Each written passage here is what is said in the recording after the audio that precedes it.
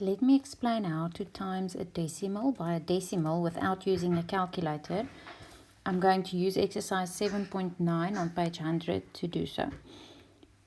If you're going to times 0.4 with 0.8, we are going to firstly make them whole numbers.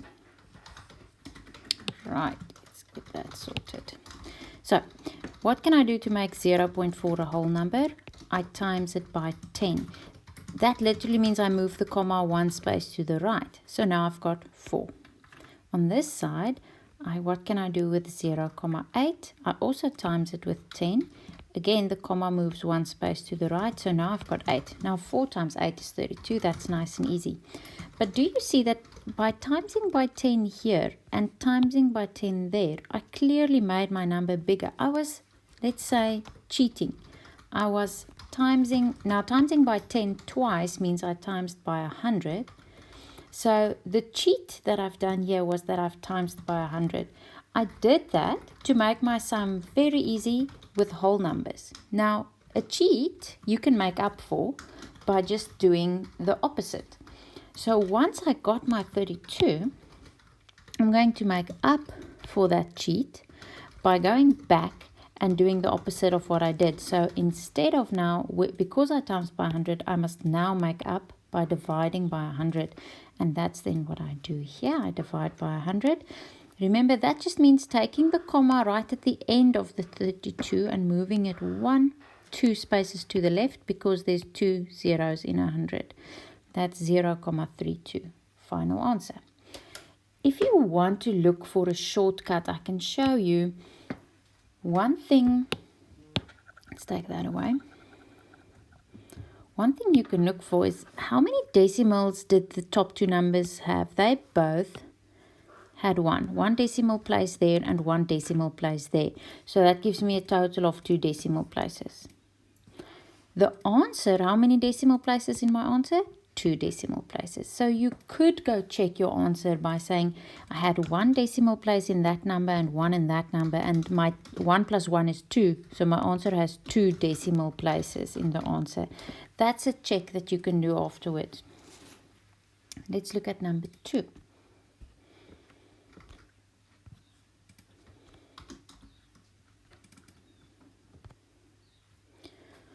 Okay. To turn 0.5 into a whole number, I'm going to times it by 10.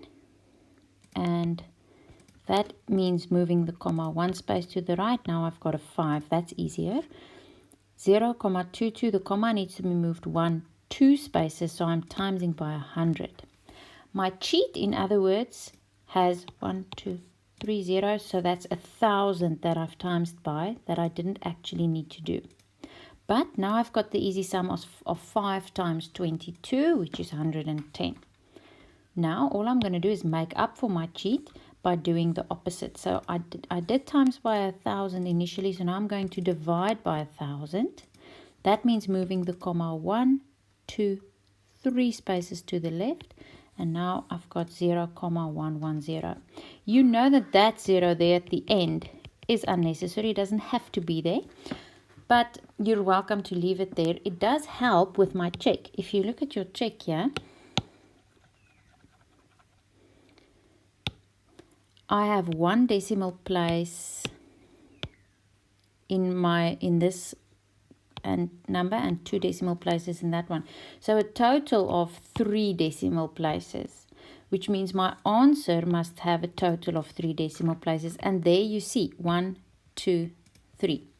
Now, if you drop that 0, it does only leave 2 decimal places. But remember, that 0 was there in the 110. You couldn't leave it out of the 110. So it does count as one of my 3 decimal places.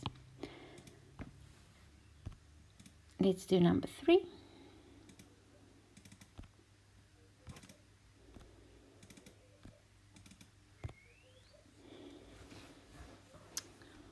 Okay, I'm timesing by 100 to move my comma 2 places there. That's 345. And here I move my comma once, so that's times 10. And that gives me 12. My cheat, in other words, is times by 1,000 in total. Now, a sum like 345 times 12, you must still be able to work out with long or column multiplication. You're not allowed to grab a calculator for this in a test. So I've just shown you your column multiplication over here that you must still be doing. But luckily no decimals involved there now because you've made them whole numbers. So it's as simple as doing 2 times 5 is 10. 2 times 4 is 8. Plus that 1 is 9. 2 times 3 is 6. Placeholder. Remember now I'm not timesing by 1. I'm actually timesing by 10. 1 times 5 is 5. 1 times 4 is 4. 1 times 3 is 3. And then I add up those two numbers. Right, I've got 4,140 and I need to still make up for my cheat by dividing by 1,000. So I'm going to move the comma from the back of the number 1, 2, 3 spaces, 4,140. Again, look at that 0 at the end, not really necessary, but it's going to be part of my counting when I check my amount of decimals. So when I check my amount of decimals, 1, 2 and another one there, so that's a total of 3 decimals, and my answer 1, 2, 3 decimals. I'm not going to work out 4, 5 and 6, but just to go through the answers with you, there they are. Check that you've got them. You will have to have used column multiplication to get to them.